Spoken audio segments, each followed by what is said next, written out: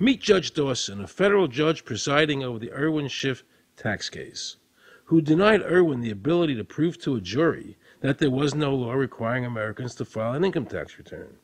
He denied Irwin the right to prove to a jury there was no law by stating, "I will not allow the law in my courtroom."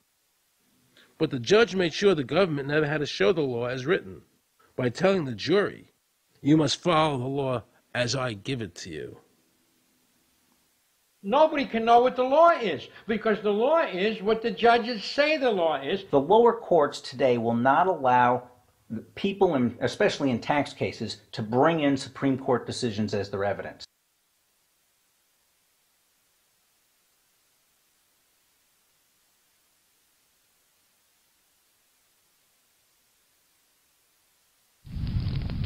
Here we have a federal judge railroading an American citizen by saying Supreme Court decisions are irrelevant. And again, nothing from the press defending our freedoms.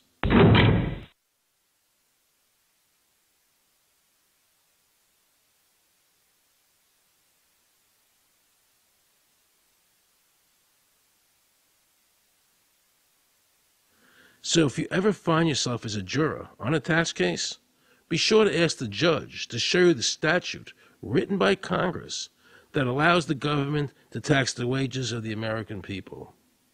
If the judge can't show you the law, then how can you possibly, in good conscience, convict someone and destroy their life?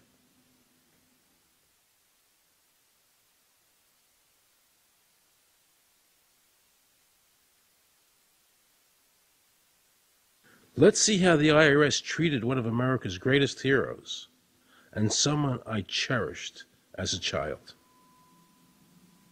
Joe Louis was an American icon. Victorious in his first 27 fights, the Brown Bomber quickly rose to heavyweight champion of the world. His 1938 knockout of German Max Schmeling, who represented Hitler's Aryan ideal, earned him the admiration of millions of Americans. Is watching carefully. Louis measures him right to the body, a left hook to the jaw, and Schmeling is down. The count is 5. Right after Pearl Harbor was bombed, Joe had a title fight where he donated his fee to Navy War Relief. Well, I'm not working for nothing. I'm working for my country, and I think that's about the greatest piece of work that anybody can do. Well, I certainly agree with you for that, but you're turning over an awful lot of money.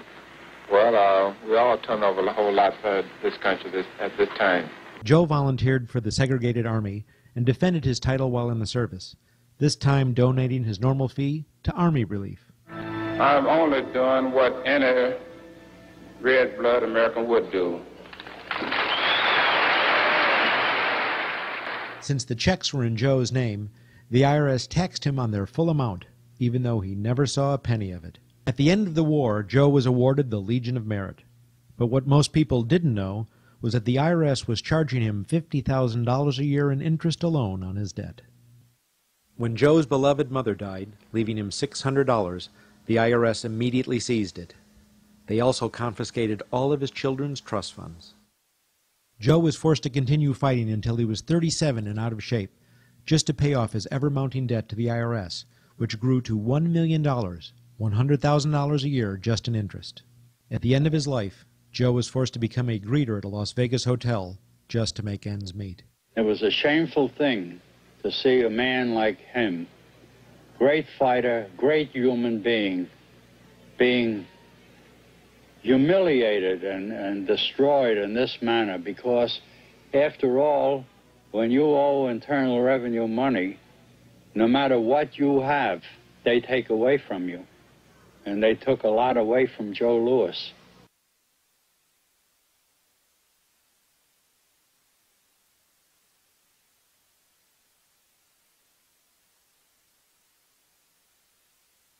I made a decision to drive to Virginia Beach from Washington because I had heard stories about two law-abiding families who had been brutalized by the IRS.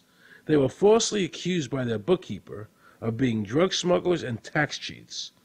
And incredibly to me, without any investigation, the IRS proceeded to raid their place of business and their homes, even though they had done absolutely nothing wrong. On Saturday morning, 4 different raiding parties proceeded to raid 4 locations on a Saturday, the day before Easter. I was the manager on duty, and I was up in the deli, and people came through the door. How many came in the door? Maybe about 15 or 20 people. 15 to 20 armed agents. With dogs, with guns. They made me get everybody they went in the kitchen, they went in the deli, they went all over the whole restaurant, told all the customers, took forks out of their hands while they were eating their breakfast, and told them they had to leave. I got the frantic call from Edie, and she said, something wrong. So anyway, I jump out of bed, and I immediately run to the shower. I'm in the shower, and the next thing I know, I hear my son yelling, "Dad!" I went like this, and boom, I'm slammed against the door, and I fall down with a gun in my head. And they're like, "Where's Scotty Miller?" And I'm like, "Dad!" That's all I'm doing is yelling. I'm scared, frightened to death. And then the next thing I hear is Mr. Miller, the shower curtain is jerked back. I've got a gun pointed at my head. Hold it right there. The screams from the little girls who were at a pajama party with my daughter. There was 4 little girls there with my daughter. Of course, mayhem.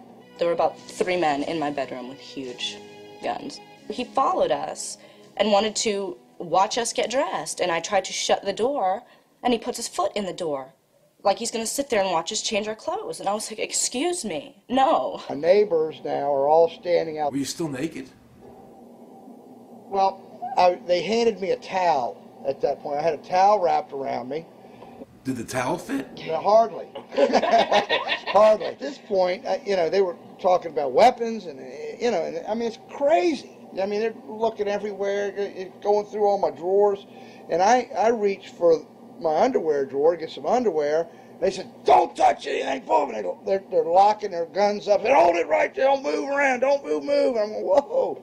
I said, "I'd just like to get some underwear on here, I said, "Yeah, I got women standing here." They keep everything. How did you conduct your business if the IRS took everything? We had to do it out of a shoebox so we could keep going because we requested these things, and I'm told that the government's really not, once they do raid and so forth, they're supposed to at least let you, until you're charged with something, continue your business. This wasn't the case. They kept everything. So you were never even charged? Absolutely not. Charged with what? And when you speak IRS, the whole world shrivels up. The whole world gets fearful to a point where, let's not talk about it. I testified in front of Congress. I would like to know why this dark entity known as the IRS has come into my life and refused to leave. I raised my children with a 0 tolerance for dishonesty. And now they must hear allegations that I am a major drug dealer and a tax cheat. A lot of people out there being abused, and a lot of people saying, look, I'll pay it. Just go away. Just go away. When all that happened, we had to file bankruptcy. We've had cars taken away from us, kept my daughter from going to college. Do they ever think about the lives that they just destroyed? They think about the ruination of homes and property? No. In this case, we would have never thought this could happen to us. We've never done anything wrong. How can this happen in America when, in my case, personally, I thought that I was doing everything right? I've served my country. I've been to college. At least I've done something in my life. I got a speeding ticket one time. I paid my taxes for 40, 50 years, whatever it was. I've never been audited. What happened here?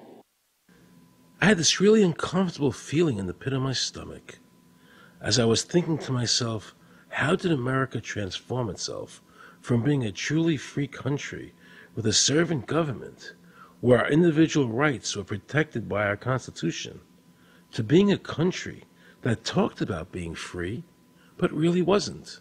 The change started when the Federal Reserve came into existence and America adopted one of the major planks of the Communist Manifesto by bringing to America this central bank. The very same people that backed the Federal Reserve System also backed the graduated income tax, a second plank from the Communist Manifesto.